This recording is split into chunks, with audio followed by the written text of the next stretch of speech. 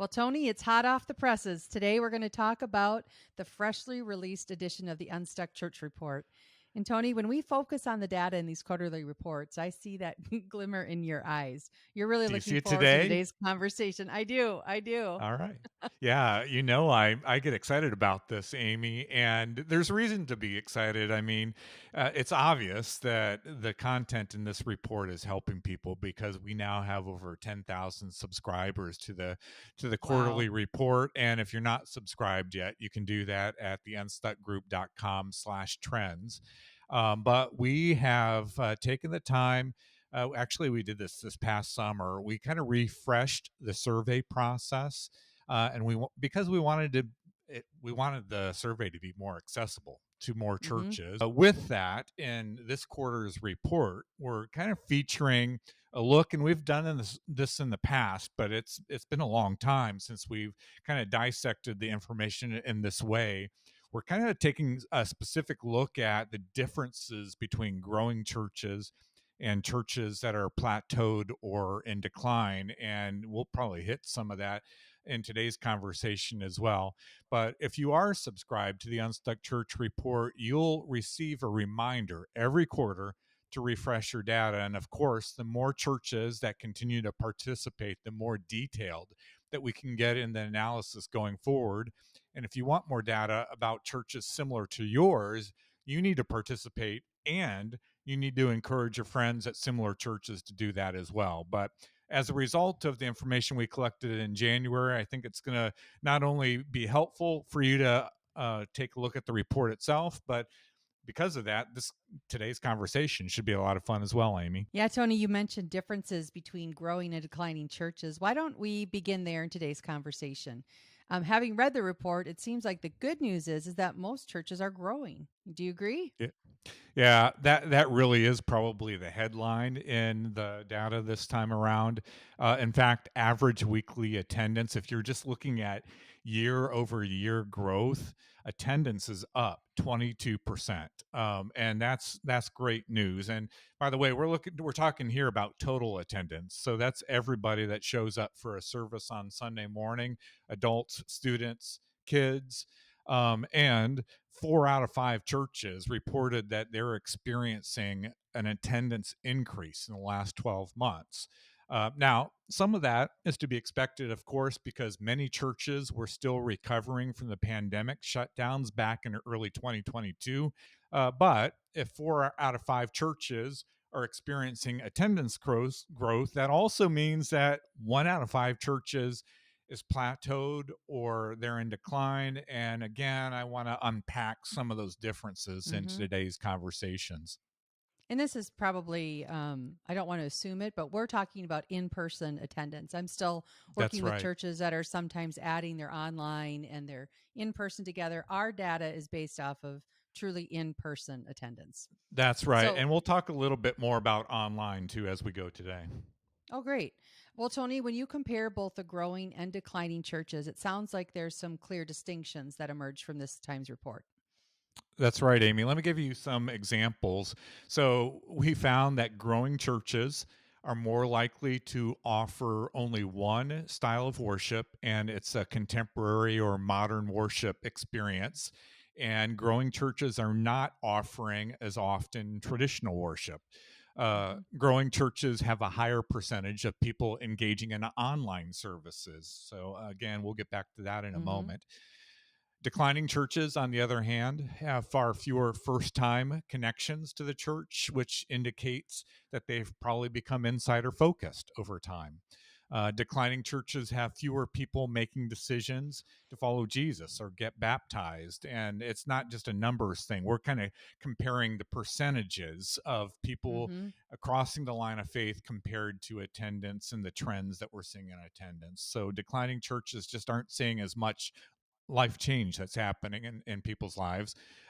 Growing churches are more likely to have small groups, and they have more people connected in those smaller groups. And declining churches, on the other hand, are more likely to have Sunday school. Growing churches spend less on paid staff to have more volunteer engagement. And so there's Mm-hmm. definitely a correlation that we see there. Less investment in staff, And I think it's kind of forcing the team to, how do we empower more volunteers to carry Mm-hmm. out the ministry? Growing churches, another example, have 30% more volunteer leaders than declining churches. So it's not just that there's more volunteer engagement, they also have more volunteers in leadership responsibilities. Mm-hmm. And the last one, we cover several more in the report, but declining churches are also more likely to be connected to a denomination. And as I mentioned, in this quarter's report, this is not a big church versus small church conversation. In fact, there are many churches with less than a couple hundred people in attendance that are experiencing significant growth right now in this season. And on the other hand, there are several very large churches. We'd actually classify them as mega churches. And those larger churches are in decline. So this is not a comparison of size. It's more of a comparison of trends over time. Sure. Secondly, these distinctives, they really only highlight the correlations the data offers between growing and declining churches. I'm not trying to suggest that any of these attributes cause growth or decline. As an example, I'm not trying to make the case that churches are declining because they're connected to a Mm-hmm. denomination. Though generally speaking, Amy, I think it's fairly obvious that denominations need a new strategy for encouraging health and growth in their local churches. But that's Mm-hmm. not, I'm not suggesting that any of these attributes cause growth or decline, but there's certainly a Mm-hmm. correlation. And finally, it might be tempting to look at these differences and want to immediately jump to changes in our ministry strategy to better reflect what growing churches are experiencing. And I strongly discourage you from doing that, because when we've seen other churches do that in the past, when they start making changes to the way they do church, they run into challenges. And so we just have to remember, when we need to be focused on why we do church first, and unite around that, agree about that, and then we can start to make changes to the way we do Mm-hmm. church. Well, since we're on the topic of attendance growth, why don't we talk more about how churches are reaching new people? What did you learn as you reviewed where churches stand at this point? Yeah, so it's pretty fascinating. As I mentioned, average weekly attendance across all the surveyed churches has increased more than 20%.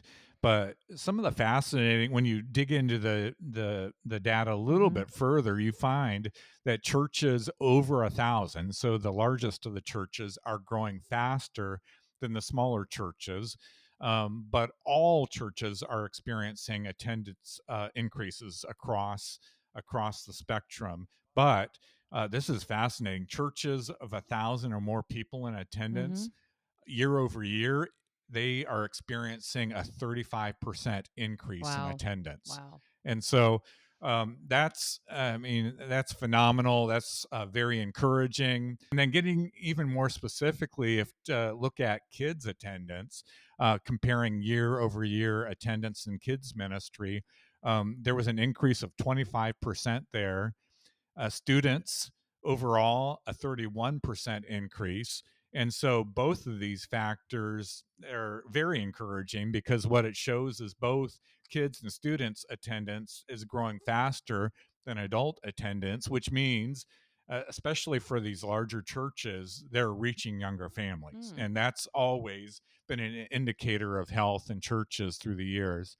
But here's one of the surprises for me, and I don't know why this struck me, especially as we were looking through the data this time around, but nearly 60% of churches that average 1,000 people or more in attendance are now multi site. Mm. And so large churches are recognizing this is a key to Mm-hmm. continuing to carry out the mission in their community, in their region, and they're really leaning into multi-site strategy now to accomplish their mission. So very encouraging to see Mm-hmm. all this information, Amy. Yeah, I think it's important that you shared we're comparing this data to when we were still in the another wave of the That's right. pandemic. So good news, That's but right. cautiously good news. Well, given Yeah. the increase in attendance at physical service gatherings, people may be interested in hearing what online engagement looks like at this point. So I think you mentioned you've got some data on that as well, Yeah, so a couple things here, Amy. First, engagement with online services, and this is not a surprise especially when you compare it to kind of the right? heart of the COVID Mm-hmm. pandemic.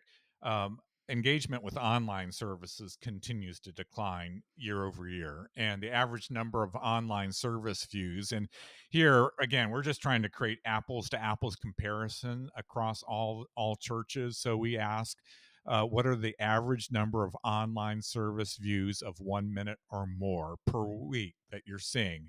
And when we compare that data across all churches, the average is there's been a decline of more than 10% year over year in online views. And that stands to reason, obviously, because more people are coming back to physical gatherings. Mm-hmm. But my concern in that, Amy, too, is we have seen for a long time that online is really the new front door for the church. And so it's not going to be a good thing if those online views continue to decrease over time, because usually that's one of the very first steps that people are taking to connect and engage with our churches. And it's ultimately what leads to people moving from watching online to showing up for a Mm-hmm. physical gathering at our churches on Sunday mornings. So the question is, are more people coming back to physical gatherings, and that's why the online service views are going down, or are fewer newer people checking out the services online, and is that why the service views are going Mm-hmm. down? We Either way, I think this is something we need to continue to pay attention to. But here's what's fascinating, and I don't want you to miss this: churches that are experiencing attendance growth at their physical service gatherings have more people watching services online compared to plateaued and declining churches. And so at this point in our post pandemic world, the data seems to suggest that online engagement with services does not compete with attendance in the building. Rather, it seems to confirm that online really is the new front Mm-hmm. door to the church. And so I think we need to just continue to push the opportunity that we have with our online services and other strategies around digital engagement, to really encourage people to begin to check out the claims of Christ, obviously, but Mm-hmm. also check out the opportunities of connecting with our ministries. Well, that's interesting. Hey, we've included a lot more benchmarks related to ministry reach in the new report. So let's shift gears. Let's turn our attention to ministry connection. What did you learn, Tony, about the next steps that people are taking beyond the weekend service? Okay, so I did mention some of the differences between growing and declining churches earlier, but let me get to some of the specifics regarding ministry connections. Here's what we're seeing: 51% of adults and students are connected to some form of a smaller group. So, this is a step after the Sunday services and moving from large gatherings into smaller group gatherings. That 51% is down from 55% a year ago. Okay. Related to this, 54% of churches now are only offering small groups rather than offering an option for Sunday school or some other type of midweek group gathering. And so more and more churches are just really going all in on small group Mm-hmm. offerings, and especially the churches that are growing in this season. So that's something to take note of. Related to serving, uh, churches are reporting that only 36% of their adults and students are serving at least once per month. That's down from 38% a year ago. And Amy, Mm-hmm. looking at these reports through the years, 36% is the lowest I've ever seen it as far as That's right. volunteer engagement is concerned. And really, it's well below the 45 to 50% that we typically saw before the pandemic. So, um, if there's one thing that really stands out to me as an opportunity for churches in this season, we have to start to address volunteer engagement. I mean, that's just a critical piece of what what needs to happen for us to make sure that we remain healthy in Mm-hmm. our mission as we try to reach people and connect people to faith.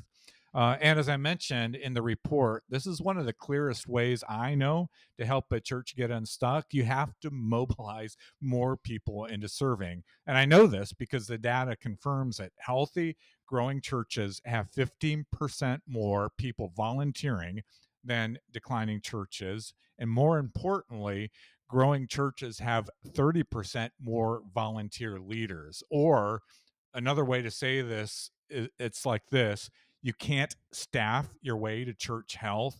You have to figure out a way to mobilize volunteers into serving teams and to engage lay leaders in Mm-hmm. volunteer leadership roles as well.